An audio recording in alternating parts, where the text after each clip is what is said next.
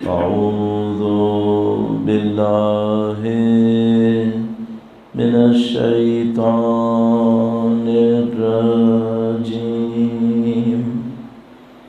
بسم الله الرحمن الرحيم.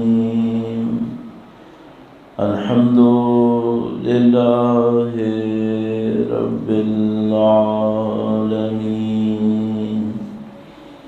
والصلاة والسلام على سيد الأنبياء والمرسلين، حبيب إله العالمين أبي القاسم محمد. اللهم صل على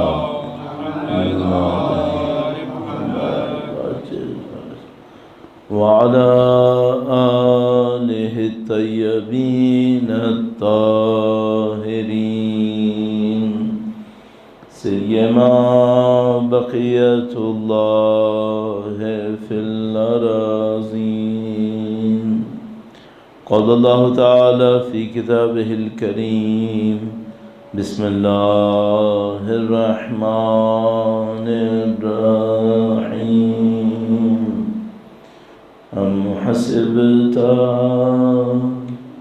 أن أصحاب الكهف والرقيم كانوا من آياتنا عجبا. درود بھیجیے گا محمد و آل محمد. صلی علی محمد آل محمد وعجل فرجهم. پروردگار عالم کا انتہائی لطف و کرم، انتہائی احسان، بے پناہ نعمتیں خدا نے متعلق نصیب فرمائی ہیں. کچھ نعمتیں خدا نے وہ دی ہیں جو ہم نے خدا سے مانگا ہے اور خدا نے دی ہیں، اور بہت ساری نعمتیں، زیادہ تر نعمتیں خدا نے ہمیں وہ دی ہیں جو ہم نے مانگی بھی نہیں تھی، مانگ ہی نہیں سکتے تھے.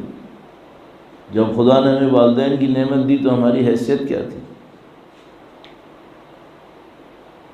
ہمارے پاس روایت موجود ہے کہ خدایا میں وہ تھا جو اپنے چہرے سے مکھی نہیں ہٹا سکتا تھا، اور تو نے مجھے 2 نگہبان دے دیے جو اپنی جان کی بازی لگا کر میری حفاظت کرتے تھے. اللہ اکبر. خدا کی نعمتیں بہت زیادہ ہیں، نعمتوں کا ہم شمار نہیں کر سکتے. قرآن کریم ارشاد فرماتا ہے تصور کرنا بھی مشکل ہے. اللہ کی دی ہوئی ان تمام نعمتوں میں عظیم الشان ترین نعمت ایمان کی نعمت ہے، جو دنیا میں ختم نہیں ہوتی. اس کا اثر دنیا میں بھی ہے، موت پر بھی ہے، برزخ پہ بھی ہے، آخرت میں بھی. اور حب اہل بیت اطہار علیہم السلام ایمان کا بنیادی ترین رکن. نبی اولاد نبی کی محبت خدا نے نصیب کی. خدا نے ہمارے دلوں کو ان کے غم میں غمگین کیا، خدا نے ہمارے دلوں کو ان کی خوشیوں میں خوش کیا. اللہ کی دی ہوئی اس نعمت کا شکر بجا لانے کے لیے جس کا اثر دنیا اور آخرت کے ہر مرحلے کے اندر ہے. بالاخص بی بی ام الائمہ کے حضور ان کے فرزند کی شہادت کی تسلیت پیش کرنے کے لیے اور وقت کے امام کے حضور درود بھیجیں محمد و آل محمد پر. اللہم صلی علی محمد وعجل فرجهم. خدا تعالیٰ نے دین مبین کو ایک پورا نظام بنا کر ارسال کیا ہے. یعنی ایسا نہیں ہے کہ یہاں پر مثال کے طور پر کچھ احکام ہیں جس میں ہماری اور آپ کی مرضی ہو کہ کچھ کو رکھ لو، نعوذ باللہ کچھ کو نکال دو. نہیں، یہ سب کا سب ایک ساتھ ہمیں قبول کرنا ہوتا ہے. اور اس نظام کی جو بہت بڑی خوبی ہے وہ یہ کہ یہ نظام اگر کوئی اس کے اوپر عمل کرے اپنی حفاظت کرنا بہت اچھی طرح جانتا ہے. آپ نے دیکھا ہوگا مثلا کمپیوٹر بہت اچھا سسٹم ہے، لیکن کمپیوٹر ورنریبل ہے. اس کو اگر کوئی فزیکل ڈیمیج کرے معاملہ ختم ہو گیا. لیکن اسلام ایک ایسا نظام ہے کہ آخر وقت تک اس کے اندر لیئرز آفٹر لیئرز، ایک کے بعد ایک حفاظت کا نظام بنا ہوا ہے. بہت کوئی بڑی کوتاہی ہوگی تو مسلمان عذاب میں پھنسے گا، مشکل میں پھنسے گا، ورنہ مسلمان نہیں پھنسے گا. اس کے لیے راستے بہت رکھے ہیں خدا نے متعلق. تو اب یہ جو ہم ڈسکشن کر رہے ہیں یا ٹاپک ہمارے پاس ہے دینی ثقافت اور علاقائی رسم و رواج، تو خدا نے صرف ثقافت نہیں دی ہے، ثقافت کو پھیلانے کا سسٹم بھی دیا ہے، ثقافت کو بچانے کا سسٹم بھی دیا ہے، اور وہ بچانے کا سسٹم بھی ایسا دیا ہے کہ آخر وقت تک اس کے اندر مقابلے کی طاقت باقی رہے گی۔ میں چند پوائنٹ اس سلسلے میں آپ کی خدمت میں عرض کروں گا تاکہ ہمیں یہ اندازہ ہو کہ بھئی یہ جو ہماری دینی ثقافت ہے، یہ کل ہم نے کافی اس کے اجزاء عرض کیے، اس کو بچانا کیسے ہے، یہ بچتی کیسے ہے اور خطرے میں کب پڑتی ہے۔ تو تھوڑا سا تسلسل پیچھے سے لیتے ہوئے اس پوائنٹ کو بھی عرض کروں گا۔ درود بھیجے گا محمد و آل محمد پر، صلی علی محمد محمد۔ یہ بات بہت امپورٹنٹ ہے، کل اشارتاً عرض کر چکا ہوں، صراحتاً بھی عرض کر رہا ہوں۔ کون سا کپڑا پہنے شاید اتنا اہم نہیں ہے۔ بھئی آپ لمبا کرتا پہنو، عربی کرتا پہنو، شرٹ پہنو، ٹی شرٹ پہنو، کیا پہنو، اتنا اہم نہیں ہے۔ اس سے زیادہ اہم کیا ہے؟ اس سے زیادہ اہم یہ کہ دکھاوے کے لیے پہنا ہے یا بدن کے آرام کے لیے پہنا ہے۔ بدن کے آرام کے لیے پہنا ہے لباس ہے، دکھاوے کے لیے پہنا ہے مادہ پرستی ہے۔ اب یہ مادہ پرستی شروع ہوئی۔ جو دینی ثقافت ہے کہاں پر ہے؟ دینی ثقافت یہاں لائن کھینچتی ہے۔ دینی ثقافت کی لائن اس میں نہیں ہے کہ میں نے شرٹ پہنی ہے، ٹی شرٹ پہنی ہے، یا کرتا پہنا ہے، یا کیا پہنا ہوا ہے۔ اس کا ایک اور لیول ہے جو میں پہلے دن دوسرے تیسرے دن عرض کیا تھا، لیکن جو اصل مشکل ہے، جو دین کی ریڈ لائن ہے، وہ ریڈ لائن اس کے اندر نہیں ہے۔ دین کی ریڈ لائن اس کے اندر ہے، آپ نے لباس کے ذریعے سے کرنا کیا چاہا تھا، سوچا کیا تھا آپ نے۔ بدن کے لیے تحفظ، بدن کے لیے آرام، بالکل صحیح ہے، آپ کا حق ہے۔ بھئی اگر آپ کسی بہت گرم علاقے کے اندر ہیں تو کیا خدا کا دین آپ سے یہ کہے گا کہ آپ گرم علاقے کے اندر ہوں اور گرم لباس پہنیں؟ نہیں۔ اگر آپ بہت ٹھنڈے علاقے میں ہیں تو خدا کا دین یہ کہے گا کہ نہیں ہلکا لباس پہنو؟ نہیں، فطرت کے خلاف ہے۔ بھئی اگر آپ کسی گرم علاقے میں ہیں تو ہلکا لباس پہنیں گے، ٹھنڈے علاقے میں تو بھاری لباس پہنیں گے۔ دین اس میں منع کرے گا؟ نہیں۔ دینی ثقافت یہ ہے کہ منع کرے؟ نہیں۔ تو یہاں پہ کیا رہے گا؟ یہاں پہ علاقے کا جو رسم ہے، جو طریقہ ہے، وہ اختیار کرو۔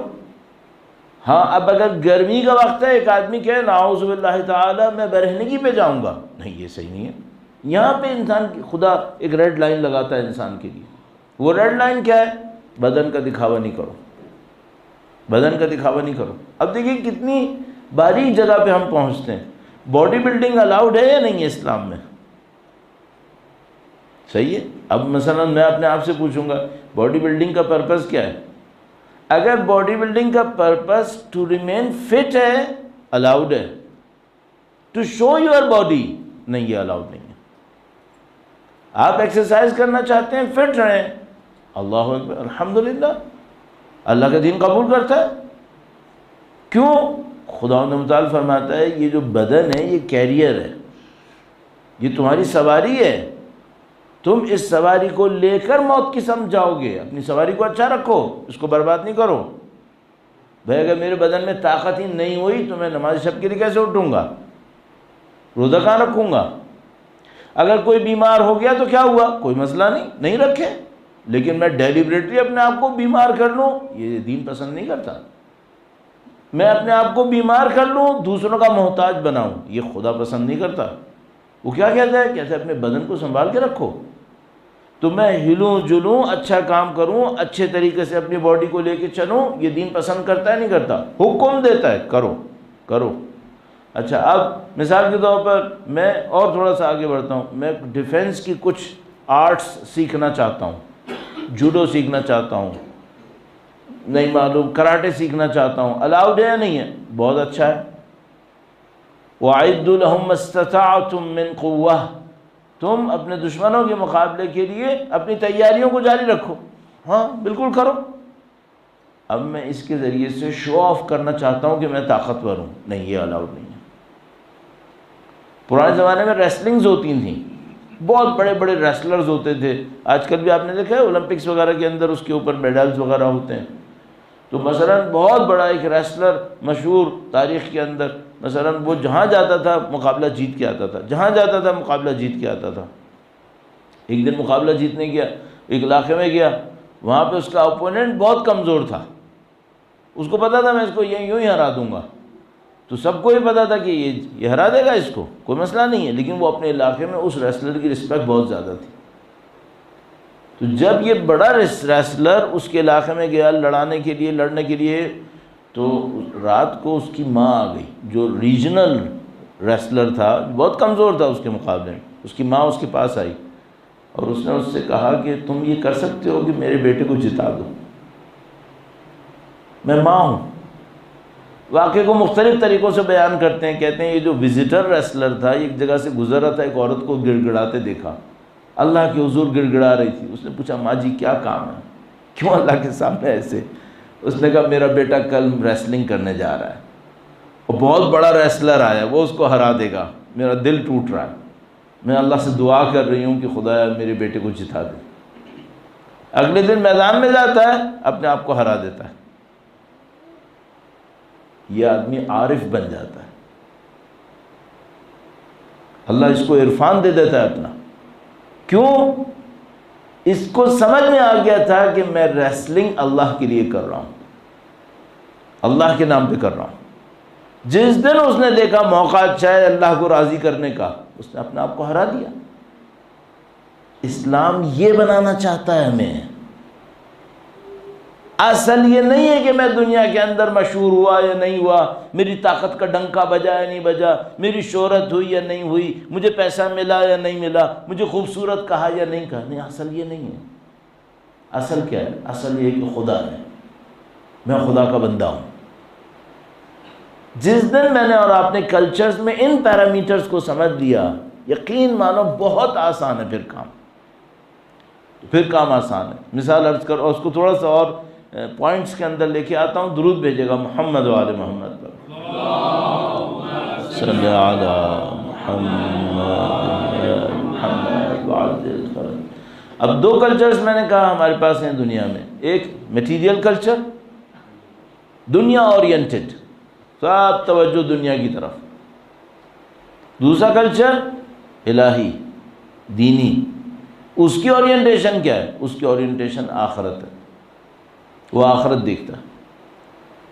دنیا کہیں سے جائے گی؟ نہیں جائے گی. دنیا بھی تمہارے پاس آئے گی، دنیا بھی کہیں نہیں جانے والی، دنیا بھی آ جائے گی. اورینٹیشن آخرت. علیکم بالآخرہ، تم آخرت کو دیکھو. اس دنیا جو میٹیریل کلچر ہے اس میں دنیا پہ نظر ہے صرف. اچھا اب اگر میں بہت اچھا مسلمان ہوں، میرا نام نہیں معلوم عبد الوہاب ہے، فلاں فلوں ہے، اور میری توجہ صرف دنیا پر ہے، چاہے مسلمان نام رکھ لوں، عبداللہ نام رکھ لوں، لیکن میں ہوں غیر دینی، کیونکہ میری توجہ صرف دنیا کے اوپر ہے، مجھے دنیا چاہیے. جو قرآن کریم کہتا ہے، کچھ لوگ ہیں ہم سے کہتے ہیں ربنا آتنا فی الدنیا قطام، اے خدایا دنیا میں دے، گندا دے اچھا دے، آخرت میں دے نہ دے، صرف دنیا میں دے. خدا تعالیٰ فرماتا ہے ان کو ہم دنیا بھر بھر کے دیں گے، آخرت میں ان کو کچھ حساب نہیں چھوڑیں گے. بس میٹیریل کلچر اورینٹیشن دنیا پر، اسپریچول کلچر اورینٹیشن آخرت پہ. میٹیریل کلچر اورینٹیشن باڈی، صرف باڈی. دینی culture, religious culture orientation spiritual, روح کو دیکھو. بس آپ اور میں جتنا اپنا وقت باڈی کے اوپر زیادہ لگائیں اور روح پہ کم لگائیں، سمجھو ہماری کلچر کون سی کلچر ہے. اچھا باڈی پہ توجہ نہ دیں؟ نہیں، خدا کہتا ہے باڈی پہ توجہ دو. مثلا ہمارے پاس موجود ہے کہ بھائی جب بھی نماز کے لیے جاؤ بالوں کو بناؤ، صاف ستھرا کرو. کیوں؟ شو بازی نہیں، منظم ہو کے جاؤ. یہاں تک ہمارے پاس مثلا روایت میں ہے اللہ جمیل یحب الجمال، خدا خود جمیل ہے. اس جمیل کا مطلب فزیکل بیوٹی ہے؟ نہیں، اسپریچول بیوٹی ہے. وہ میرے اندر اسپریچول بیوٹی دیکھنا چاہتا ہے. اسپریچول بیوٹی کا ایک مینیفیسٹیشن مہنگا لباس پہنا ہوا نہیں، آرگنائزڈ ہو، یہ تمہاری اسپریچول بیوٹی ہے. تو لباس سستا ہو کوئی بات نہیں، اللہ کے نبی فرماتے ہیں کیسا ہی لباس پہنو، دھو کے پہنو، صاف ستھرا پہنو. اللہ کے نبی کے پاس لوگ ہوتے تھے پھٹے پرانے لباس پہن کے آتے تھے، کبھی خدا کے نبی نے کہا میرے پاس آنے سے پہلے لباس تبدیل کر کے آؤ، نیا لباس پہن کر آؤ؟ نہیں. ہاں اگر کوئی شخص بدبودار لباس پہن کر آیا، اس سے کہا دھو کے آؤ، دھو لیا کرو اپنے آپ کو دھو کے رکھو. خدا صفائی کو پسند کرتا ہے، نظافت من الایمان اور نصف الایمان. صحیح. تو جو میٹیریل کلچر ہے اس کی اورینٹیشن دنیا ہے، باڈی ہے. اچھا اگر دنیا اورینٹیشن ہے، باڈی اورینٹیشن ہے، تو سکسیس کیا ہے پھر؟ یہ بہت خوبصورت پوائنٹ ہے. سکسیس کیا ہے پھر؟ سکسیس صرف ایک چیز رہ جاتی ہے، وہ کیا؟ مزے لو، لذت. اور اس کو جب فلسفی میں ہم جاتے ہیں تو اس کو نزدیک ترین فلسفی میں کہتے ہیں ایپیکورزم. کیا مطلب؟ صرف لذت پہ مر رہا ہے، شروع سے آخر تک کوئی آبجیکٹو نہیں ہے سوائے ایک آبجیکٹو کے. کیا؟ مجھے مزے لینے. یہ جہاں جاتا ہے صرف مزے ڈھونڈتا ہے. تو مثال کے طور پر وہ کہتا ہے مجھے کھانا ایسا ملو، مجھے مثلا کپڑا ایسا ملے، مجھے گاڑی ایسی ملے، مجھے یہ ایسا ملے، وہ ایسا ملے. سارا آبجیکٹو کیا ہے؟ لذتوں میں بیٹھا رہوں بس، کوئی سختی نہ اٹھانی پڑے. نہیں، ان لذتوں کے پیچھے جانے کا نتیجہ کیا نکلا؟ خدا متعال کے نبی نے ایک موقع پر اپنے لوگوں سے کہا کہ مجھے جنگ پہ جانا ہے. بڑا اچھا ایک پوائنٹ ذہن میں آ رہا ہے، وقت یہاں پہ کم ہوتا ہے لیکن میں اس پوائنٹ کو ضرور آپ کی خدمت میں عرض کر دوں. درود بھیجے گا محمد و آل محمد پر. صلی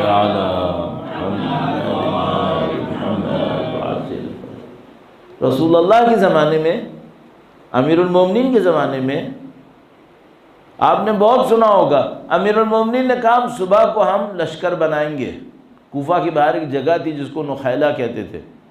کہا جو ہمارے ساتھ لشکر میں آنا چاہتا ہے وہ صبح نخیلہ پہ آ جائے. صبح وہاں پر گئے، دوپہر تک وہاں بیٹھے رہے، لوگ نہیں آئے. ابھی آپ سے میں ایک سوال کرتا ہوں، آرمی بھاگ سکتی ہے کیا؟ تو امیر المومنین کی آرمی ان کو چھوڑ کے بھاگ گئی تھی کیا؟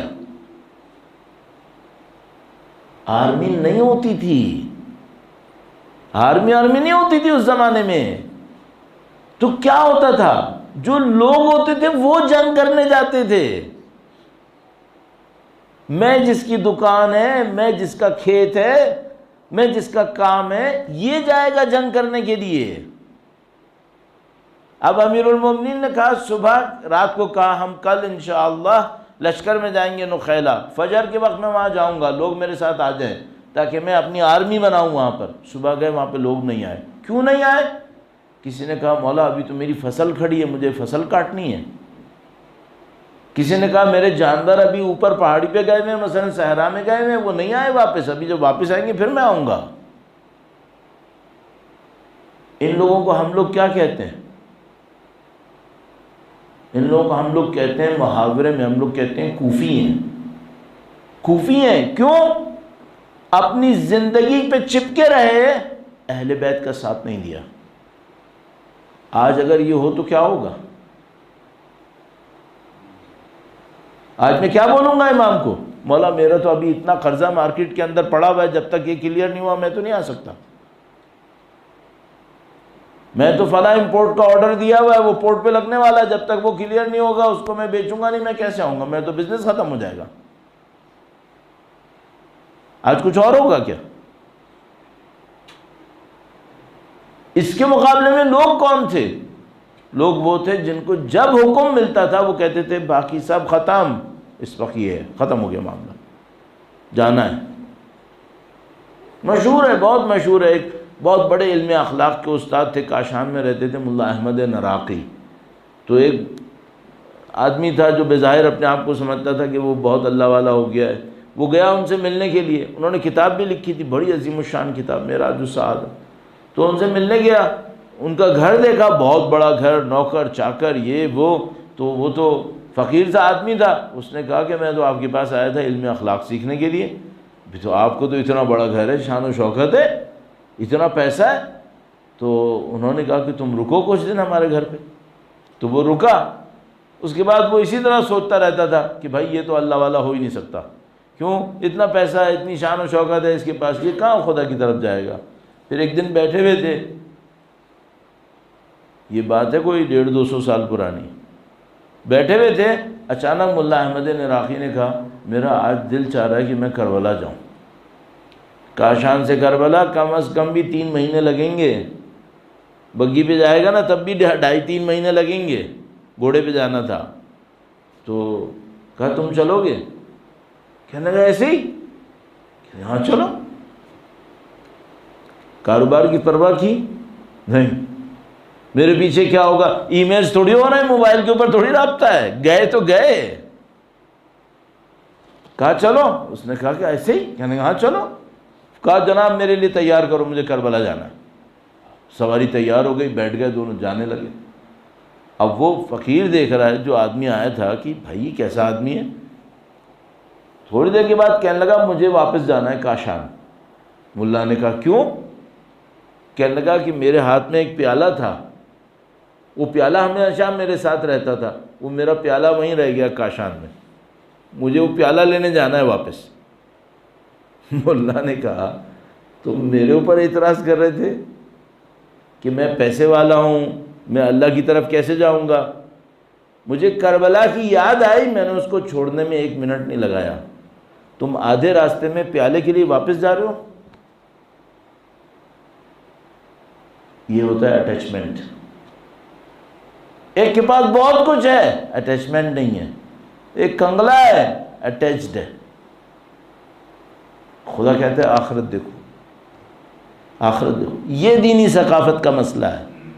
ہم لوگ کیا دیکھتے ہیں؟ ہم لوگ ظاہر دیکھتے ہیں۔ میں اگر 51 رکعت نماز پڑھ رہا ہوں، اللہ اکبر، متقی ہے، پرہیزگار ہے، تسبیح میرے ہاتھ میں، ہر وقت سبحان اللہ کر رہا ہوں، میں سمجھ رہا ہوں اس کی دینی ثقافت آسمان پہ پہنچی بھی ہے۔ تمہیں کچھ نہیں پتا، ابھی مقابلہ ہونے دو، ابھی مقابلے پہ آئے گا پھر پتہ چلے گا یہ دینی ثقافت کیوں تھی۔ مثلا شاید میں نے تسبیح سنبھالی تھی، چونکہ جب تک یہ تسبیح چلاتا ہوں میری دکان بہت اچھی چلتی ہے۔ وہ ایک آدمی انقلاب سے پہلے کہ ایران کا بتا رہا تھا، کہنے لگا میں ڈرائیور تھا، ایک علاقے میں میری کوئی سواری لگی جو بہت ہی پوش ایریا تھا، وہاں سب ایک سے ایک گند لوگ رہتے تھے۔ کہنے لگا میں وہاں پہ گیا ہوا تھا اور اب مجھے وہاں سے واپس آنا تھا، وہ سواری نہیں مل کے دے رہی تھی، تو کہنے لگا کوئی ایک کھڑی تھی ایک عورت انتہائی نامناسب لباس کے اندر، کہنے لگا اس نے ہاتھ دے دیا۔ اب کہنے لگا میں غریب آدمی، میں نے کہا بھائی میں یہاں سے خالی واپس جاؤں گا، اب اسی کو سوار کرتا ہوں جو بھی ہے۔ تو وہ جناب علی اس نے جہاں پہ جانا تھا وہ بھی ایسا ہی ایریا تھا کہ اس کو پتہ تھا یہ کیا کر رہی ہوگی وہاں پہ، تو کہنے لگا میں نے اس کو بٹھا لیا۔ اب وہ سارے راستے خسر کچھ کرتی رہی، تو کہنے لگا میں سنتا رہا، پتہ نہیں کیا کر رہی ہے، اس زمانے میں ٹیلی فون وغیرہ تھا نہیں۔ تو کہنے لگا کہ مجھ سے برداشت نہیں ہوا، میں نے کہا اتنی دیر ہو گئی ہیں آپ کچھ کر رہی ہیں، کچھ کیا کر رہی ہیں؟ کہنے کی زیارت عاشورہ پڑھ رہی ہوں۔ کہنے لگا میں نے بریک ماری، گاڑی روکی، میں کہا تم اپنا حولیہ دیکھو، تمہیں زیارت عاشورہ سے کیا کام ہے؟ کہنے لگی کہ تم گاڑی چلاؤ، میں جب تک جس دن زیارت عاشورہ پڑھتی ہوں نا مجھے کوئی نقصان نہیں ہوتا۔ یا اللہ، زیارت عاشورہ کو کس کے لیے استعمال کیا ہے؟ دنیا کے لیے۔ یا خدا، سید الشہداء کے خون کو بھی دنیا کے لیے استعمال کر دیا۔ یا اللہ، اب یہ دینی ثقافت ہے کیا ہے؟ یہ سامنے تو دین ہے، دماغ میں دنیا بسی ہوئی ہے صرف۔ آپ بہت ہوشیار رہو، میں بہت ہوشیار رہوں، آپ سے زیادہ مجھے ہوشیار رہنا پڑے گا۔ کہیں ایسا نہ ہو مجلس شہرت کے لیے پڑھ رہا ہوں، مجلس طاقت کے لیے پڑھ رہا ہوں۔ تو دینی ثقافت یہ سامنے کی نہیں ہوتی، دینی ثقافت اندر ہوتی ہے۔ تو دنیا اورینٹیشن ہے مادی ثقافت، بدن اورینٹیشن ہے مادی ثقافت، لذت اورینٹیشن ہے مادی ثقافت ہے، آخرت اورینٹیشن دینی ثقافت، اسپریچویلٹی اورینٹیشن ہے دینی ثقافت۔ اچھا، لذت کے مقابلے میں جو جو متقی انسان ہوتا ہے یہ کس لیے زندگی گزارتا ہے؟ وہ تو لذت کے لیے گزارتا ہے نا، یہ کس کے لیے؟ یہ گزارتا ہے بندگی کے لیے۔ اب یہ پیرامیٹرز اگر آپ نے اپنے ذہن میں بٹھا لیے کہ جب میرا دماغ صرف دنیا کو سوچ رہا ہے آخرت کو ہٹا کے، جب میرا دماغ صرف بدن کو سوچتا ہے روح کو ہٹا کے، جب میرا دماغ صرف لذتوں کو سوچے بندگی کو ہٹا کے، اس کا مطلب کیا ہے؟ اس کا مطلب ہے میں فرعونیت میں پھنس گیا ہوں۔ فرعونیت یہی تھی، میں نمرودیت میں جاہلیت میں پھنس گیا، جاہلیت یہی تھی۔ اس کے مقابلے میں کیا ہے؟ اچھا اب کیا دنیا نہیں کرنی؟ نہیں، دنیا کرنی ہے۔ کس کے لیے؟ آخرت کے لیے۔ بدن سنبھالنا ہے؟ ہاں سنبھالنا ہے۔ لذت لینی ہے؟ ہاں لذت لینی ہے۔ کس کے لیے؟ بندگی کے لیے۔ وہ آبجیکٹو ہے، یہ میڈیم ہے۔